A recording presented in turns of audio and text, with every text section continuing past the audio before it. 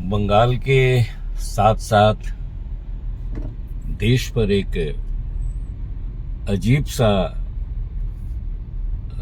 संवैधानिक संकट आके खड़ा हो गया है। ममता बनर्जी ने बुरी तरह पराजित होने के बाद भी मुख्यमंत्री की जिम्मेदारी से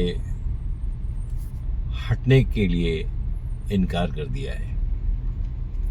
उनका कहना है कि मैं हारी नहीं हूं, हराई गई हूं।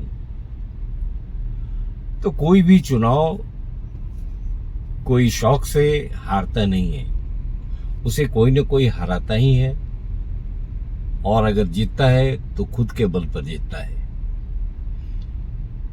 ममता दीदी ने 2 जगह से चुनाव लड़ा था और दोनों जगह पर उनकी पराजय हुई।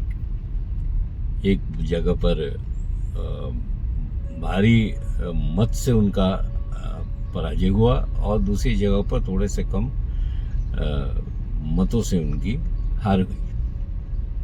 लेकिन एक जो प्रश्न अभी जो चल रहा है, हो रहा है या उठ रहा है कि उन्होंने मुख्यमंत्री के पद से इस्तीफा देने से इनकार किया है, तो ये बहुत बड़ा एक संवैधानिक संकट है देश के लिए। एक नई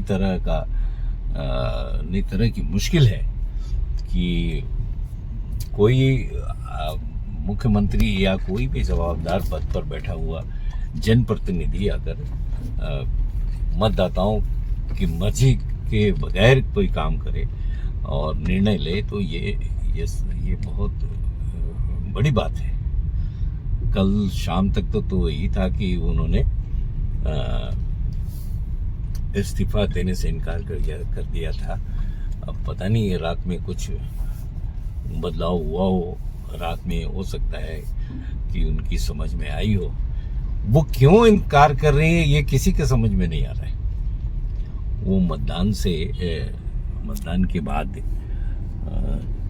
जो उन्होंने निर्णय लिया कि मैं पराजित नहीं हुई और मैं हारूंगी नहीं, तो ये इनका आधार क्या है कोई समझ नहीं पा रहा है। देखते हैं कि आगे क्या होता है। लेकिन इतना तो निश्चित है कि जिस तरह की डिक्टेटरशिप उन्होंने अपने कार्यकाल में ममता बनर्जी ने दिखाया है, जिस तरह का अकड़ और जिस तरह की जो विध्वंसकारी जो उनकी नीति रही है, वो इस चुनाव में उनको नतीजों से साफ साफ ये पता चलता है कि जनता को वो स्वीकार नहीं है और अब उन्हें मतदाताओं की मर्जी से चलना होगा। धन्यवाद।